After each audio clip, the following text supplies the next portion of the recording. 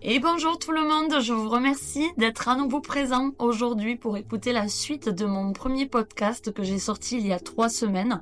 Vous avez été plus de 300 à écouter le podcast sur toutes les plateformes réunies et franchement, je vous remercie du fond du cœur parce que je ne m'attendais pas à autant d'engouement. Donc franchement, je découvre que j'ai une communauté en or et qui est très précieuse à mon cœur. Et donc je tenais à vous remercier également pour tous les retours positifs que j'ai eus. J'ai eu des messages vraiment exceptionnels qui m'ont touché au plus profond de mon cœur, mais ceux qui m'ont le plus touché, je vous avoue que ce sont les retours où certaines personnes m'avouaient que mes mots leur avaient fait du bien. Et c'est précisément là le but de ce projet, c'est apporter un peu de chaleur à votre cœur, un peu de soutien, un peu d'amour, de bienveillance. Et si ça a été le cas pour vous, alors franchement j'ai tout gagné. C'est tout ce que je souhaite. Il faut savoir que je ne gagne absolument aucun argent à faire ce que je fais. Je le fais vraiment avec le cœur et l'envie de partager mon histoire dans le but que celle-ci soit entendue et qu'elle vous fasse du bien, qu'elle vous fasse vous sentir moins seul, et que si vous avez besoin d'échanger sur quelque chose que vous êtes en train de traverser, je suis disponible pour ce genre de choses également via la page Instagram qui est à disposition pour ça. Je sais que parfois on peut se retrouver terriblement seul quand on affronte des épreuves difficiles, parce qu'en fait on a beau être entouré de personnes qui sont là au quotidien pour nous, mais il n'empêche que les difficultés, quand on les affronte, on est seul. Et c'est nous contre notre épreuve, notre montagne. Et donc je sais que ce n'est pas facile pour tout le monde, et ça l'est certainement encore moins pour les personnes qui malheureusement n'ont pas la chance d'être entourées d'amour et de bienveillance. Donc c'est aussi pour ça, si vous avez besoin d'échanger sur des sujets qui vous ferait du bien, n'hésitez pas. Je suis aussi là pour ça. Je ne suis pas là que pour faire connaître le podcast. Donc voilà, je vous remercie encore une fois du fond du cœur de me suivre, de m'écouter et de me soutenir et de m'encourager et de me faire autant de retours sur ce que vous pensez de ce projet et de ce qu'il en est pour vous, en fait, de votre ressenti. Et voilà, je vous remercie encore du fond du cœur. La dernière fois, je vous avais parlé du drame qui m'a frappée dans ma 30e année. Donc c'était il y a 4 ans. Et en fait, j'ai partagé avec vous cette histoire dans l'espoir que voilà...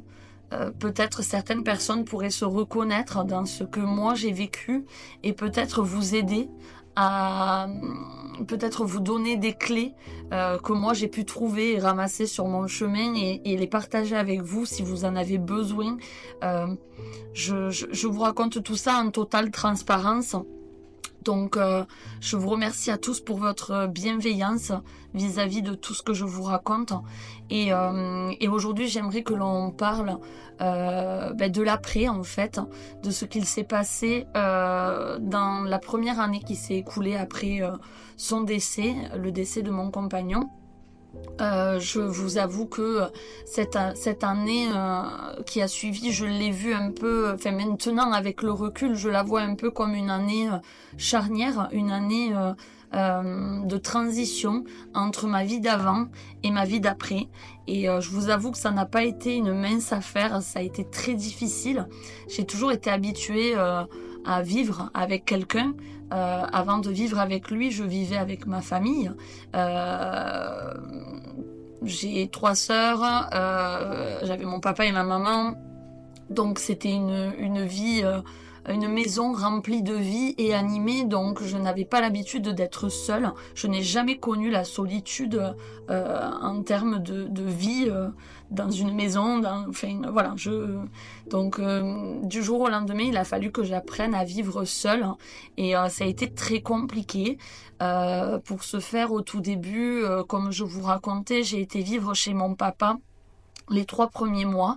De suite, dès qu'il est décédé, je suis allée chez mon papa sans réfléchir. Et je vous avoue que j'ai été amenée à revenir chez moi de temps en temps parce que j'avais des affaires à venir chercher, j'avais des papiers à m'occuper. Et à chaque fois que je rentrais dans cette maison, elle était démunie de toute énergie positive, elle était démunie de vie, tout simplement, puisque du coup, il n'y avait plus personne qui l'habitait pendant 3 mois.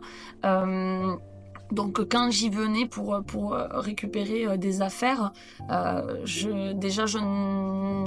forcément j'étais confrontée au vide, j'étais confrontée au fait qu'il n'y avait plus personne qui vivait dans cette maison, et surtout que quand je rentrais, lui il n'était pas là. Et en plus de ça, comme j'ai un chien et un chat, j'ai été obligée de les prendre avec moi chez mon papa. Donc forcément quand je rentrais dans cette maison, mes animaux ne me couraient pas dessus dès que j'ouvrais la porte.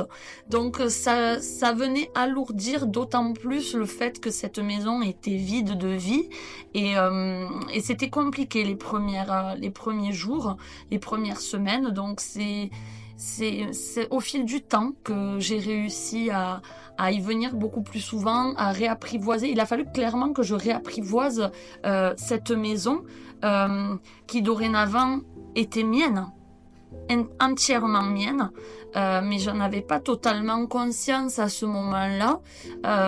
En fait, quand je rentrais dans cette maison, et ça l'est encore aujourd'hui, c'est notre maison en fait. Donc c'est compliqué de composer avec ça et de se dire que dorénavant, voilà, c'est ma maison, et il va falloir que je me la réapproprie, pardon, je cherchais le mot, et ça n'a pas été une chose facile, mais je me suis laissé le temps, et au fur et à mesure je suis venue un petit peu plus souvent, et j'y passais un petit peu plus de temps, des après-midi où voilà, je prenais aussi le temps de me retrouver en tête-à-tête avec moi-même, et d'encaisser le fait que dorénavant, quand je vais revenir vivre dans cette maison, ce sera seule avec mon chien et mon chat, et ça sera ma première vie seule, en tête-à-tête avec moi-même. Et ça n'a pas été facile à accepter, et alors je vous laisse imaginer à quel point ça a été difficile à vivre. Donc il faut savoir que les premiers mois où j'étais chez mon papa, au bout d'1 mois après son décès, j'avais du mal à pleurer. En fait, je pleurais, mais j'avais la sensation de ne pas tellement savoir pourquoi je pleurais. Je pleurais parce qu'il me manquait, mais du fait que j'étais encore chez mon papa, j'étais pas totalement confrontée à son absence.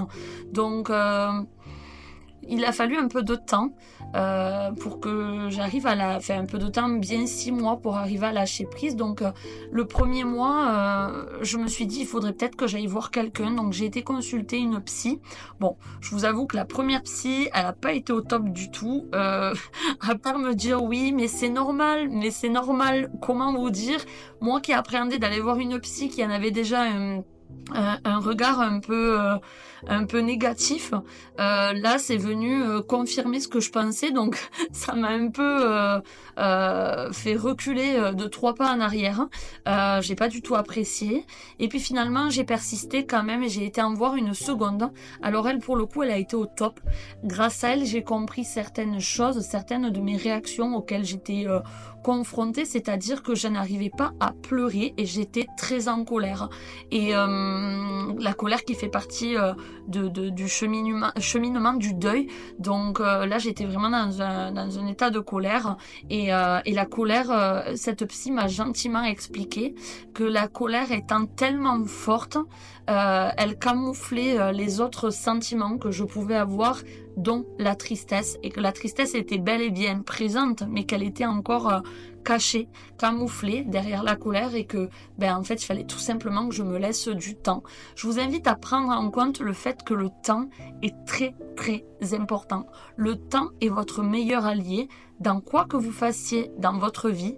Laissez-vous du temps. Quand ce n'est pas le moment, attendez. Les portes, elles s'ouvrent toujours à un moment donné. Donc ça c'est un point que j'aime bien mettre en avant, parce qu'en fait je savais que le temps était quelque chose de très important, mais je ne savais pas à quel point. Et franchement, cette épreuve et cette année qui s'est écoulée me l'a prouvé de toutes les façons qu'il puisse exister, que voilà, le temps était vraiment le meilleur de mes alliés à ce moment-là. Et donc, quand j'ai été voir cette psy, elle m'a dit de me laisser du temps, et je lui ai fait confiance. Alors, je l'ai beaucoup apprécié, cette psy. J'ai voulu la revoir une seconde fois, mais malheureusement, on avait loupé un rendez-vous. Enfin, je sais plus comment ça s'était passé, mais j'ai pas eu l'occasion de la revoir. Et au final, après un peu, en ayant pris du recul, je me suis dit, mais en fait, j'en ai peut-être pas besoin tout de suite. C'est peut-être encore trop tôt. Je vous dis ça parce qu'en fait, j'aimerais que vous preniez en compte le fait que déjà dans un premier temps, aller voir une psy, je le racontais l'autre jour sur Instagram, qu'aller voir une psy, ce n'est pas quelque chose de péjoratif, ce n'est pas une tare, ce n'est pas une faiblesse, encore moins. Je tiens à le souligner parce que je faisais partie de ces personnes qui auparavant pensaient que aller voir une psy, c'était une forme de faiblesse, et que je prônais le fait que moi je n'ai jamais été voir une psy, sauf que quand j'ai eu besoin d'aller en voir une, en fait je me suis rendu compte à quel point c'était très difficile de prendre conscience que on a besoin de voir quelqu'un d'extérieur qu'on ne connaît pas, qui ne nous connaît pas, quelqu'un qui est détaché de toute émotion envers nous. Et déjà, accepter ça, c'est un énorme pas. Accepter qu'on a besoin d'aide, c'est un énorme pas. Et franchir le pas de se dire, je vais prendre rendez-vous. Quand on prend rendez-vous, c'est dur, c'est très dur de demander de l'aide, et pour beaucoup de monde, c'est dur, vraiment. Et en fait, justement, c'est là que ça vient prouver que ce n'est pas une forme de faiblesse d'aller voir une psy, bien au contraire, parce que ça demande beaucoup de force et de courage, et accepter d'avoir besoin d'aide, c'est très courageux, en fait. Donc, moi, quand au final j'ai enfin pu aller voir une psy, je me suis rendu compte à quel point c'était dur, et à quel point finalement j'avais critiqué ça, mais sans connaître la situation. Et franchement, si vous avez envie d'aller voir une psy, déjà y penser, c'est déjà un premier pas. Donc laissez-vous le temps, au fur et à mesure, ça viendra. Répétez-vous dans la tête que vous avez envie, vous avez besoin, et ça va se faire en fait, et tout doucement ça va arriver. Et il faut savoir aussi que ne restez pas sur un premier échec. C'est-à-dire que si vous allez voir une première psy, comme ça a été le cas pour moi, et que vous allez voir une première psy et que finalement ça ne le fait pas, ne vous dites pas « Ah non, finalement je vais pas aller en voir une autre, ça m'a dégoûté ». Toutes les psys ne sont pas pareilles, et toutes les psys ne conviennent pas à tout le monde. C'est-à-dire que la psy de votre voisine, avec qui elle s'entend super bien, elle va pas forcément vous convenir à vous, parce qu'en fait c'est une connexion, il faut un feeling, c'est comme si vous allez à une date avec quelqu'un, ça passe ou ça casse en fait. Là c'est le même principe en fait. Aller voir une psy et que ça échoue au premier rendez-vous, ce n'est pas grave. On recommence, on essaye d'en trouver une autre qui vous convient beaucoup mieux. Et moi pour le coup ça a été le cas dès la deuxième psy, mais les choses ont fait que finalement je n'y suis pas retournée, et au final je me suis dit que c'était trop tôt. Et ça aussi il faut le prendre en compte, qu'aller voir une psy, c'est bien d'aller en voir une, mais il faut que ce soit aussi le bon moment. Et parfois, on pense que c'est le bon moment, et au final, quand on y va, on se rend compte que c'est trop tôt, ou c'est trop tard, il faut prendre aussi ça en considération.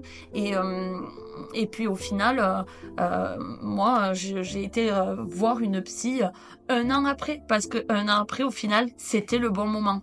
Donc ne vous arrêtez vraiment pas à ça. Donc au fur et à mesure, je suis retournée, je vous disais, petit à petit, un peu plus régulièrement dans ma maison. Je n'y suis retournée y vivre qu'au bout de 3 mois. Entre-temps, j'ai repris tout doucement le chemin du travail, c'est-à-dire que le premier mois, j'ai été complètement arrêtée. Le second mois, j'ai repris, je crois, hein, je suis plus très sûre de la temporalité, mais il me semble que le deuxième mois, j'ai repris à mi-temps. Je ne suis pas retournée travailler à temps plein au travail. J'y allais peut-être 2 jours par semaine. Fort heureusement, j'ai des collègues en or, j'ai des patrons en or.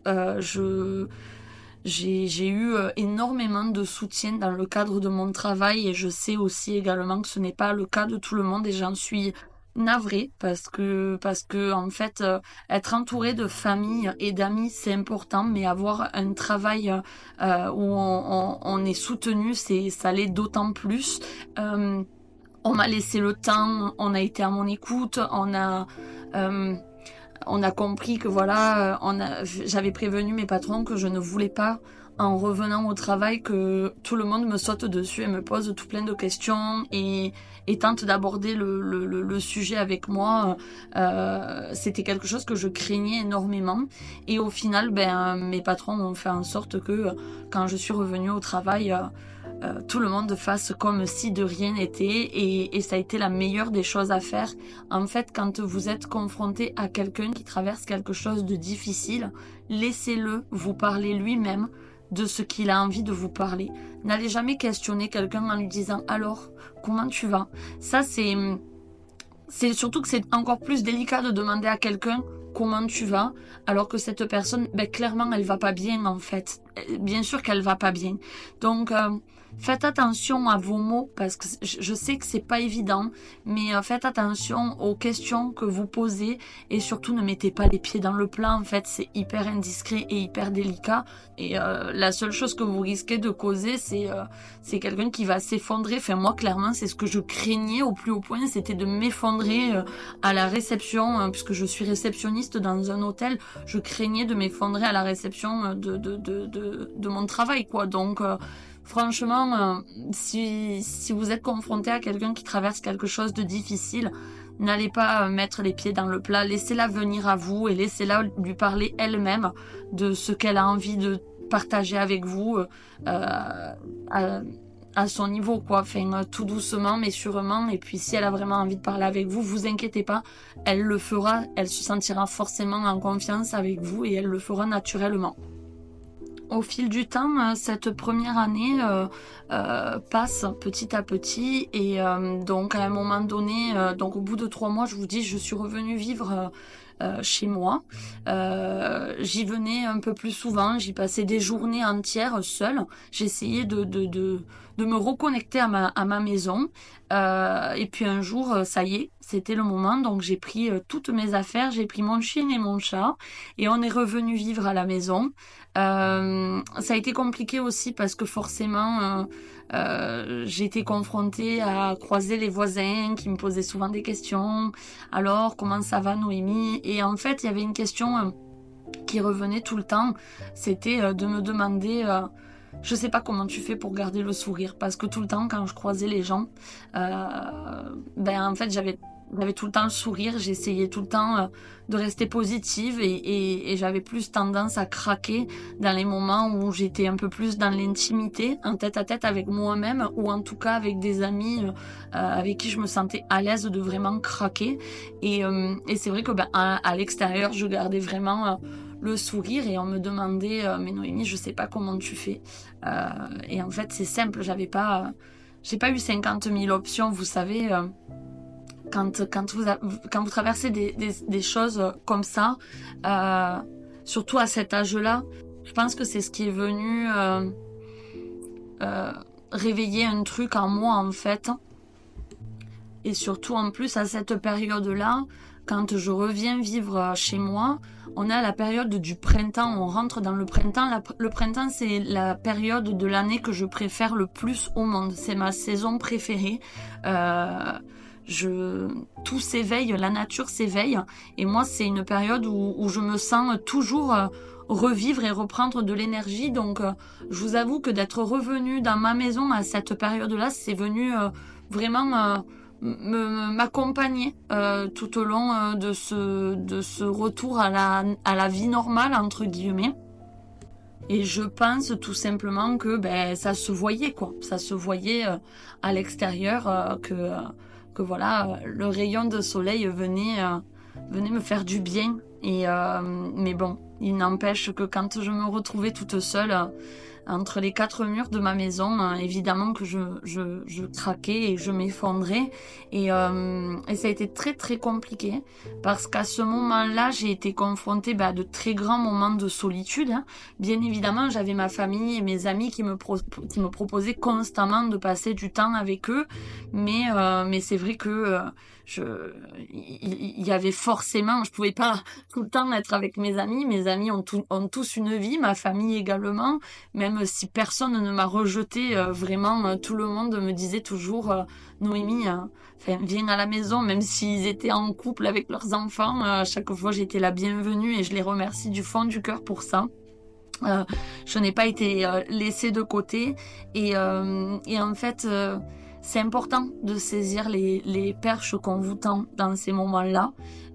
Il faut les voir parce que c'est pas évident de les voir ces perches, mais surtout quand on vous les tend, accrochez-vous, attrapez-les et accrochez-vous parce que c'est ce qui va vous aider à sortir de l'eau en fait, et vous éviter de sombrer quoi.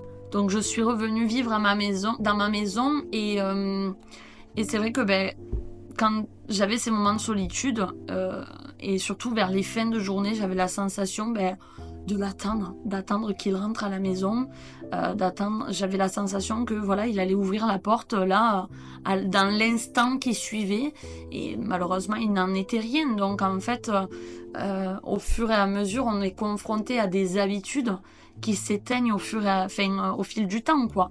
Je me souviens que j'ai eu beaucoup de mal à aller faire mes premières commissions toute seule parce que du coup c'est vrai que quand on est avec quelqu'un depuis 14 ans, on vit pour deux, on pense pour deux, on a toujours besoin de réfléchir à deux, de prendre des décisions ensemble et puis c'est naturel en fait, on fait des concessions et c'est vrai que là quand il a fallu que j'aille faire mes premières courses toute seule, que je me suis retrouvée dans le rayon gâteaux pour acheter ses gâteaux préférés et qu'au final je me suis rendu compte qu'il n'y en avait plus l'utilité. Et ça a été compliqué, ça a été très très dur. Franchement, c'était plein de petits trucs comme ça qui nous font comprendre que la vie que j'ai connue jusque-là, elle n'existera plus. Et dans toutes les petites choses que je pouvais faire dans ma vie, tout était impacté en fait, vraiment tout, jusqu'au plus petit détail, tout a été impacté. Faut savoir également que les relations sont impactées dans ce genre de situation. Ça, je pense que beaucoup se reconnaîtront dans ça. Dans les épreuves difficiles, malheureusement, on est confronté. Les relations changent en fait. Plus rien n'est comme avant. La vie que l'on avait avant n'est plus la même. Donc, tout est chamboulé et tout est remanié en fait sans qu'on le veuille vraiment. On est obligé en fait de subir ce changement brutal alors que on est déjà en train de traverser quelque chose de complètement violent et au final voilà, on n'a pas le choix que de s'adapter à ces nouvelles relations qui changent, à cette vie qui change sur tous les points, sans aucune exception. Donc ça, vous me direz si c'est quelque chose qui vous parle, vous aussi, si vous avez déjà été impacté par ce genre de difficultés face aux épreuves, si vous vous êtes déjà senti abandonné. Et je parle de ça et je l'aborderai un peu plus profondément dans le prochain podcast, puisque ça fait partie... j'ai appris à me relever de ça et c'est quelque chose que j'ai vraiment envie de partager avec vous et donc je veux vraiment qu'il fasse le sujet d'un podcast entier. Donc vous m'excuserez, mais je ne vais pas trop en dire à ce sujet aujourd'hui. Je vous parlerai également de la dépendance affective qui est venue m'exploser en plein visage durant cette première année. En fait, le fait que je sois habituée à vivre avec ma famille depuis des années, depuis toujours, et que du jour au lendemain je déménage avec mon compagnon et voilà, et depuis à ce moment-là ça faisait 7 ans qu'on vivait ensemble. voilà, j'étais habituée à vivre avec quelqu'un toujours, et du jour au lendemain, mon pilier disparaît, et je suis confrontée à un vide énorme à côté de moi, dans ma vie de tous les jours, dans mon lit quand je vais me coucher, sur mon canapé quand je regarde la télé, ou quand je vais en balade le dimanche dans ma voiture, je me retrouve avec une place vide à côté de moi, et du coup je tente de m'accrocher à tout ce que je peux, que ce soit à mes amis, à ma famille, et j'ai un peu étouffé tout le monde. En fait, j'ai un peu étouffé tout le monde parce que j'essayais de combler un vide, et ça a été très très compliqué à gérer. Beaucoup se sont accrochés, beaucoup me l'ont fait comprendre avec beaucoup de bienveillance, et je les remercie pour ça, parce que c'est important de dire les choses avec bienveillance aux gens. C'est important de les accompagner et de leur faire comprendre que il faut, on te comprend dans ce que tu traverses, on est là, mais fais attention parce que c'est compliqué aussi pour nous, et je sais que ça a été compliqué aussi pour mon entourage, de devoir être là, de me soutenir, de m'épauler dans les épreuves, dans cette épreuve aussi difficile soit-elle, et beaucoup, fort heureusement, ont réussi à me faire comprendre que ben voilà, ont été eux aussi des petits piliers qui se sont élevés à côté de moi et sur lesquels j'ai pu me reposer. Donc franchement, ça, je les remercie du fond du cœur, parce que ça a été tellement précieux pour m'aider ensuite à me relever et à me reconstruire. Donc dans cette nouvelle année, sans lui qui s'est ouverte à moi, j'ai de suite décidé d'affronter les choses de front. Je me suis forcée à avancer, je me suis imposé des choix qui n'étaient pas faciles.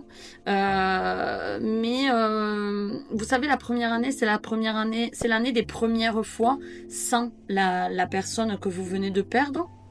Et moi, c'est vrai que déjà, il y avait quelque chose à quoi j'ai été confrontée malgré moi, c'est que du coup, il fallait que je passe tous les jours sur le lieu de l'accident. Donc tous les jours, pour rentrer chez moi, ou pour partir travailler, ou pour aller je ne sais où, j'étais confrontée à devoir passer sur le lieu de l'accident. Et en fait, de devoir faire ça quotidiennement, je me suis rendu compte que c'était une thérapie, au final. C'est quelque chose qui m'a aidée à accepter que voilà, mon compagnon est mort sur cette route, à cet endroit précis. Ça fait partie intégrante de ma vie. C'est là et je dois faire avec. Et en fait, ça fait écho à ma vie, en fait. Voilà, aujourd'hui, Noémie, tu es veuve. Tu as 30 ans, tu te retrouves veuve. Tu as perdu ton compagnon dans un accident de la route. C'est là et tu dois faire avec. Voilà.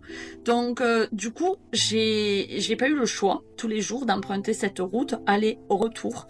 Et je me suis servi un peu de ça pour continuer à avancer. J'ai un peu utilisé ce schéma-là pour affronter le reste de cette année. En fait, je me suis imposé des choix pour pouvoir continuer à avancer, comme par exemple cette première année-là, je me suis imposé de faire Noël toute seule chez moi. Je me suis imposé des moments de solitude. Je me suis imposé de fêter mon anniversaire, alors que finalement j'avais pas forcément le cœur à le faire, mais j'avais une part de moi qui se disait non mais Noémie, il faut que tu le fasses en fait, parce que si tu le fais pas maintenant, tu ne fais que reculer. Et quand le moment va arriver d'affronter chacune de ces choses réellement, du coup ça va être encore plus difficile. Là, il faut que tu arraches le pansement d'un seul coup.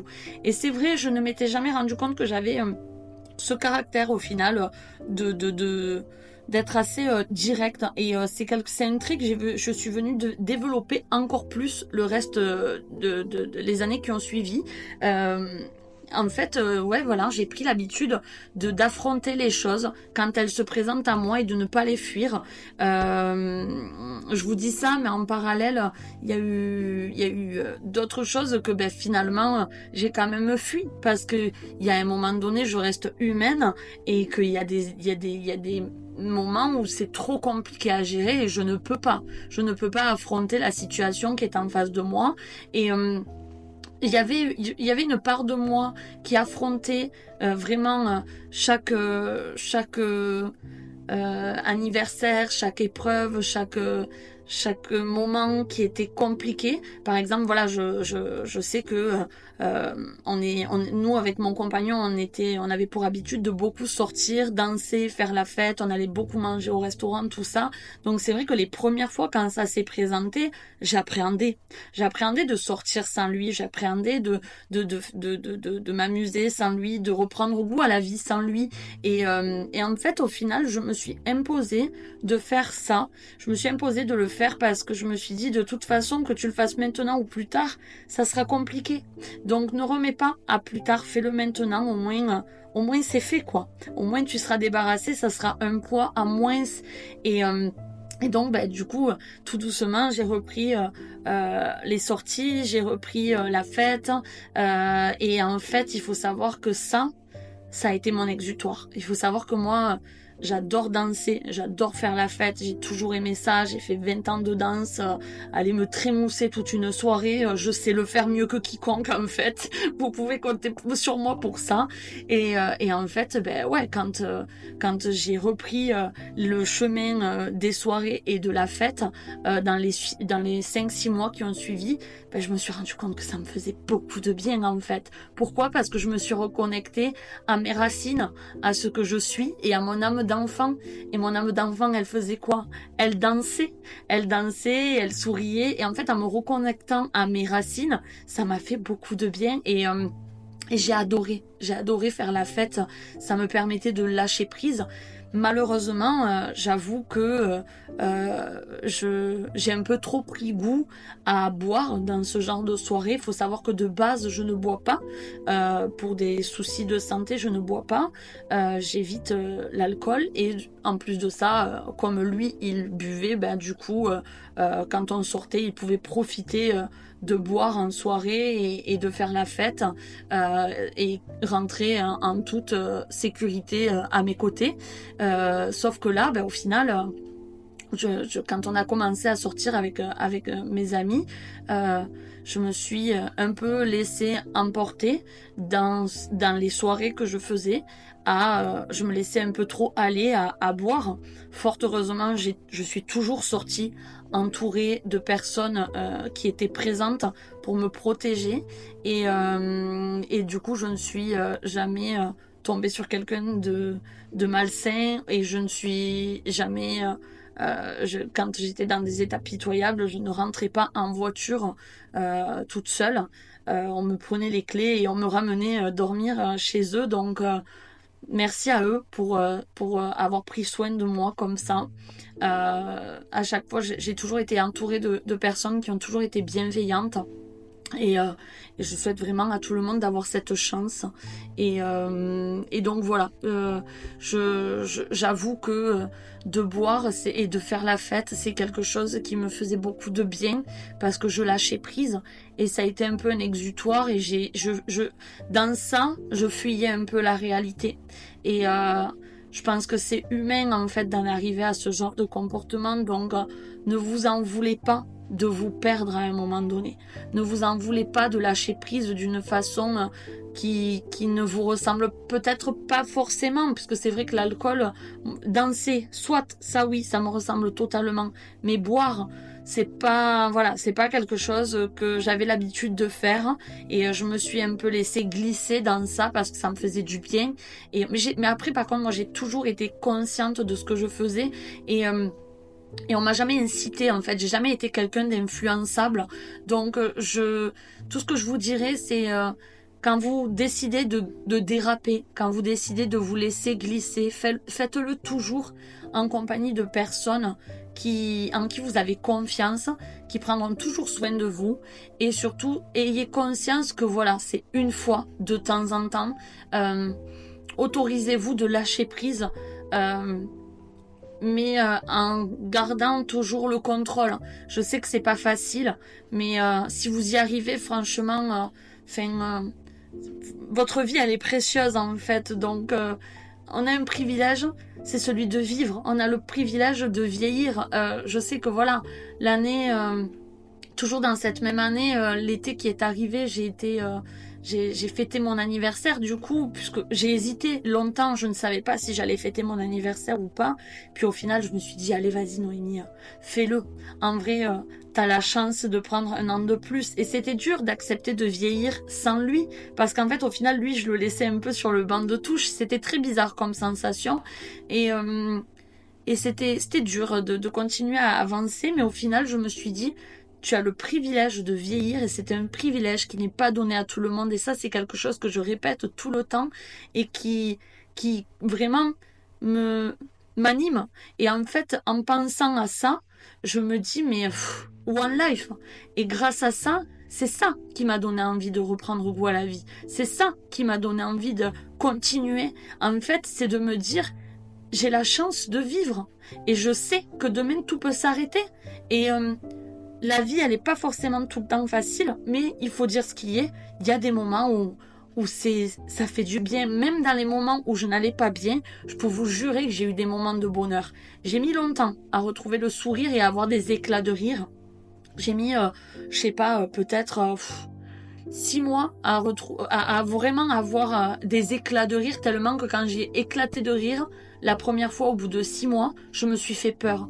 Mais en fait, ça fait tellement de bien. Ça m'a fait du bien en fait d'éclater de rire. Ça m'a fait du bien. Je me suis dit, mais en fait, c'est ça la vie. C'est pour ça que je continue de vivre. C'est pour ça que j'ai envie de continuer d'avancer en fait. C'est pour ces moments-là, ces petits moments qui me font vibrer. Et j'espère que vous arriverez à voir ça. J'espère que vous arriverez à trouver tous cette lueur d'espoir dans les petits moments de vie. Dans des moments où on n'attend pas que ça va venir nous réveiller en fait. Et c'est là que j'ai commencé à me réveiller. Ça a été vraiment à la période autour de mon anniversaire où je me suis dit mais je vis quoi. J'ai envie de continuer à vivre, j'ai envie de continuer à danser, j'ai envie de continuer à faire la fête, j'ai envie de continuer à être heureuse. Et en fait, là je me suis dit du coup je vais le faire pour deux. Voilà. Donc en fait on voit la vie différemment. Ces 6 premiers mois, ça a été vraiment une période de transition. Et là, les mois qui ont suivi ont été de la même du même esprit. Donc j'ai continué à avancer. Donc il faut savoir que avant mon anniversaire, donc je suis du mois de juillet, donc ça tombe 7 mois après le début de l'année. Et, enfin, vous savez compter, j'imagine, je me doute bien. Mais c'était 7 mois après son décès surtout. Et il faut savoir que juste avant, j'avais un blocage. Et c'est ça qui a fait que, je pense que c'est ça aussi qui est venu m'aider à avoir toujours envie de continuer, à avoir toujours envie de vivre, c'est que du coup j'ai été voir une neurothérapeute 1 ou 2 mois avant mon anniversaire. J'ai été voir une neurothérapeute. Et cette neurothérapeute était spécialisée dans la libération des traumas. Elle va creuser jusque dans votre enfance pour vous aider à comprendre plein de choses, vos réactions, les choses qui vous travaillent et qui vous bloquent, vos blocages. Enfin, c'est très très comment dire. C'est très profond en fait comme thérapie. Alors faut savoir que chaque séance dure entre 2 et 3 heures. Si jamais c'est quelque chose qui vous intéresse, n'hésitez pas à m'envoyer un message. Je vous donne le contact avec grand plaisir. C'est une dame qui est d'une grande bienveillance, qui est adorable. Après, c'est un côté très spirituel. Je vous avoue que moi, au décès de mon compagnon, je me suis grandement ouverte en termes de spiritualité. J'ai toujours été croyante étant plus jeune, j'ai fait mes communions, ma confirmation, le catéchisme et tutti quanti. Il s'avère que le décès de ma grand-mère et de mon grand-père est venu un peu entacher ma foi. Je ne vous le cache pas. Mais là, depuis le décès de mon compagnon, je me suis plus ouverte en spiritualité. Je n'ai plus forcément de croyance en Dieu et tout ce qui est en lien avec la foi chrétienne, mais je suis beaucoup plus ouverte au fait que rien n'arrive par hasard, tout est écrit et au fait que l'on ait des guides, au fait que l'on soit accompagné depuis l'au-delà par les personnes qui nous sont chères à notre cœur. Et en fait, voilà, moi ça c'est venu m'accompagner, et cette dame étant très spirituelle, ben ça collait parfaitement avec ce que je recherchais, et elle m'a accompagnée, et on a travaillé, on a fait 2 séances, et en fait grâce à elle, j'ai réussi à enfin craquer. Je vous disais au début que j'ai été voir une psy parce que je n'arrivais pas à craquer, à pleurer. J'avais la sensation d'être tout le temps en colère et pleurer. J'avais la sensation de pleurer et de ne pas savoir pourquoi je pleurais. Quand j'ai été voir cette neurothérapeute au bout de 6 mois, elle m'a fait beaucoup de bien et elle m'a aidé à lâcher prise et à enfin laisser sortir ce que je retenais depuis 6 mois en fait. Et ça a été un moment clé en fait dans ma période de deuil, et c'est ce qui est venu m'aider à m'élever et à continuer à vivre quoi, tout simplement.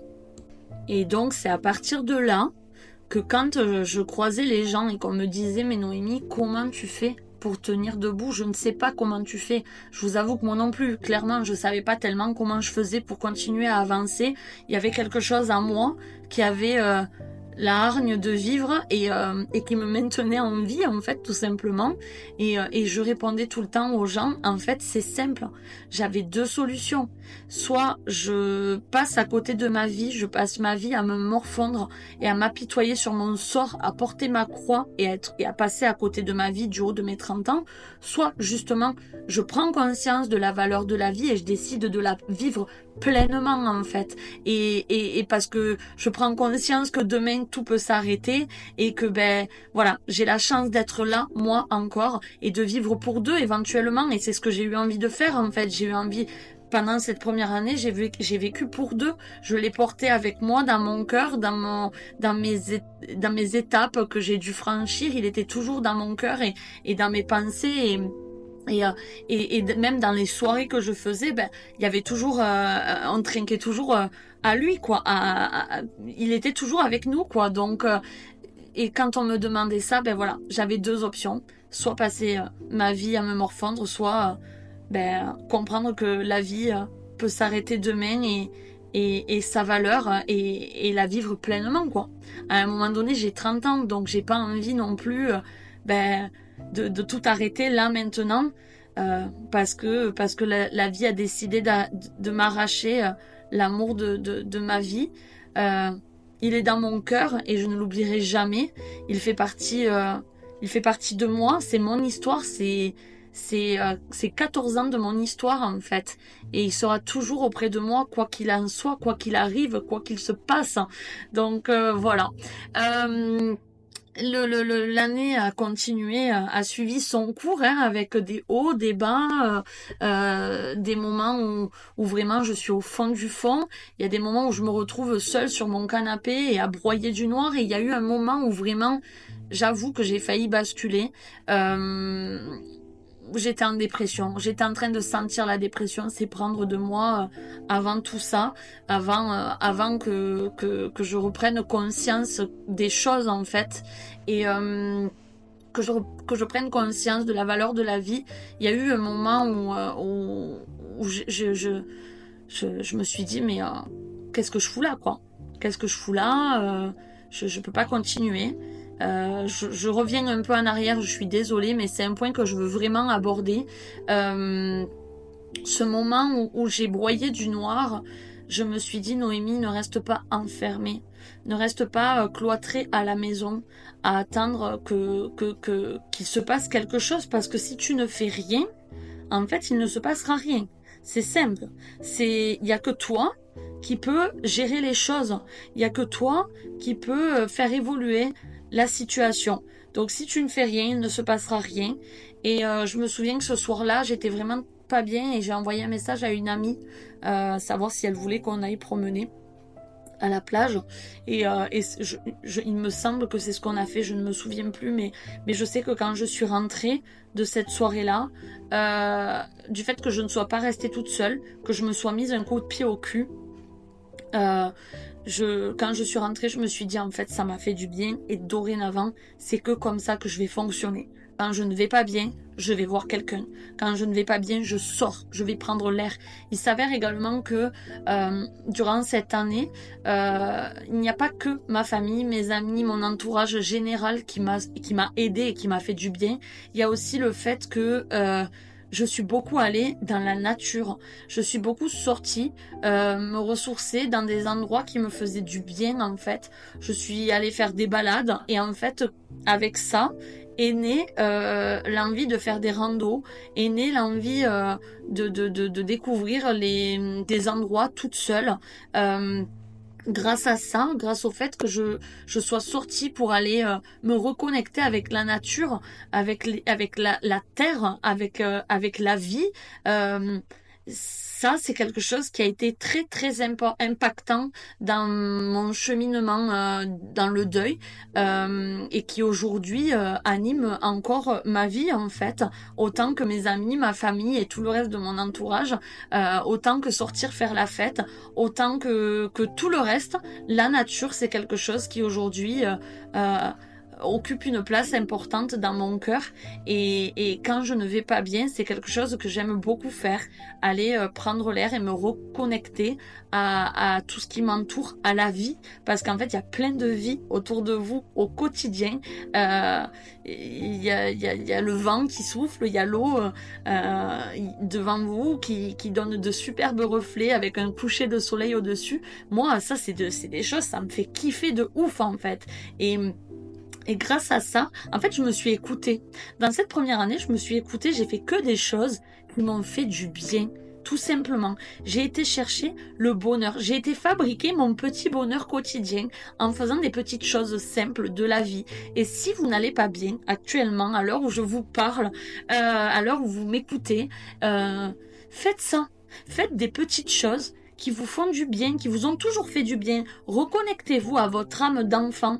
Moi, il y a quelque chose que j'adore faire. C'est trop bête, hein, mais il y a quelque chose que j'adore faire. J'adore faire du coloriage. De un, pourquoi? Parce que c'est quelque chose qui m'apaise, donc qui me fait vraiment beaucoup de bien, qui me détend. Et je sais pas, en fait, du coloriage, ben c'est quoi? On le faisait quand on était petit, le coloriage. C'est quelque chose qui nous ramène à l'innocence, qui nous ramène loin des problèmes. Faites des petites choses comme ça. Écoutez-vous. S'il y a une idée qui vous vient en tête et qui revient constamment, faites-le. Parce que c'est ça qui va vous... En fait, moi, je suis persuadée qu'on est guidé. On est guidé par un instinct qu'on n'écoute pas assez. Et moi, personnellement, j'ai appris ça. Durant cette première année, j'ai appris à suivre mon instinct et à me reconnecter à moi-même, en fait. Donc, si vous n'allez pas bien, c'est quelque chose que je vous invite à faire. À vous reconnecter à vos racines, à votre âme d'enfant, à vous-même. À prendre du temps en tête à tête avec vous-même et apprendre à vous connaître, quoi, tout simplement. Et en fait, cette première année, tout doucement, je commençais à enclencher le pas vers la rencontre la plus belle que j'ai faite de ma vie, c'est-à-dire moi, en fait. Voilà. Donc, tout doucement, cette année, elle s'est écoulée. Bien évidemment, c'est des petites choses qui sont venues se mettre en place, vraiment, mais timidement. Et puis, parce que forcément, le deuil étant omniprésent, ça ne... les petits moments où je prenais soin de moi étaient encore trop infimes. Mais ils étaient là et ils n'allaient faire que grandir avec le temps. Et donc, à la fin de cette première année arrive donc malheureusement les 1 an du décès de mon compagnon. Et au final, j'ai toujours voulu rester à l'image de ce qu'ont été ses obsèques en fait. Quand je vous ai raconté que on a mis une musique de Francky Vincent, on s'est levé et on a dansé, en fait moi j'ai toujours voulu continuer à vivre comme lui il était, en gardant la joie de vivre, et donc quand on est arrivé au 1 an, j'ai eu envie de continuer à ce que on célèbre sa vie, en buvant du rhum qui était sa boisson préférée, en dansant, en écoutant de la musique, des musiques qu'il adorait. Au bout d'1 an, j'ai invité ses amis les plus proches à venir boire un verre à la maison. J'avais sorti ses dessins pour que on puisse se remémorer les dessins qu'il avait pu dessiner auparavant. Enfin, tout un tas de choses que j'ai fait en sa mémoire. En fait, moi, je n'avais qu'un seul but, c'était de toujours commémorer sa mémoire. Et par la même occasion, j'avais quand même envie de marquer le coup des 1 an de son décès et de prouver à tout le monde que la vie continue. Du coup, on a planté un arbre avec sa famille et ma famille. On a planté un amandier qui était très significatif. Et du coup, cet arbre, tous les ans, au printemps, il fait ses petites fleurs, et puis c'est son arbre en fait. C'est l'arbre qui m'accompagne et qui m'aide à continuer de vivre le reste de ma vie. Et j'ai la sensation, quand je vois cet arbre, je me dis, il est toujours à mes côtés, quoi. C'est, je sais pas, ça a une signification très particulière et très touchante. Et cet arbre, pour moi, il est précieux. Donc voilà, je suis bien contente d'avoir pu faire cet hommage-là au 1 an. Maintenant, ce que je préfère le plus célébrer, c'est sa date d'anniversaire, parce que c'est le jour où il est venu au monde, et pour moi, voilà, il n'y a rien de plus beau que de célébrer la date d'anniversaire de quelqu'un, même s'il n'est plus là aujourd'hui.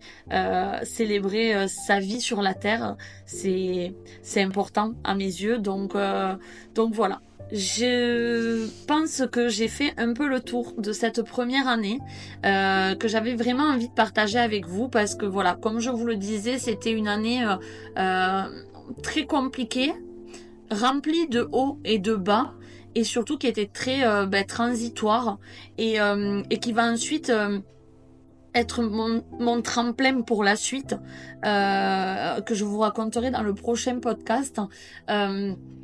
Dans la suite, je vous raconterai comment j'ai vraiment repris goût à la vie, comment j'ai repris confiance en moi, comment je me suis ouverte à la vie en général. Je vous raconterai tout ça. Bien évidemment, je suis obligée de faire en plusieurs épisodes, parce que chaque étape que j'ai pu affronter, elles sont source de quelque chose de très important que j'ai envie de partager avec chacun d'entre vous, et surtout de partager avec des personnes qui ressentent le besoin d'entendre ce que j'ai à raconter. Donc n'hésitez pas à me faire un retour sur ce que vous avez ressenti en écoutant ce nouveau podcast. Si celui-ci vous a fait du bien également, alors j'en suis la plus heureuse. Et n'hésitez pas également à le partager à quelqu'un qui éventuellement pourrait en avoir besoin. Vous savez, on est beaucoup à être entouré, mais on est aussi beaucoup à être seul. Il y en a beaucoup qui sont seuls dans les épreuves difficiles. Et il y a des personnes qui n'osent pas demander de l'aide, il y a des personnes qui n'osent pas qui n'arrivent pas à trouver comment se sortir de ce cercle vicieux qui les happe constamment vers la noirceur, vers la dépression. Et j'espère vraiment que ce podcast sera porteur de lumière et de confiance en l'avenir. Et moi, je peux vous jurer que vraiment cette année qui s'est écoulée, cette première année, je croyais vraiment pas en l'avenir, et finalement en me laissant le temps, en me laissant porter et en creusant un peu et en fabriquant petit à petit mon petit bocal de bonheur, au final l'avenir s'est ouvert à moi, mais en grand, en très très grand. Et aujourd'hui j'avance encore à l'heure actuelle vers une nouvelle étape que je vous raconterai également au fur et à mesure du temps.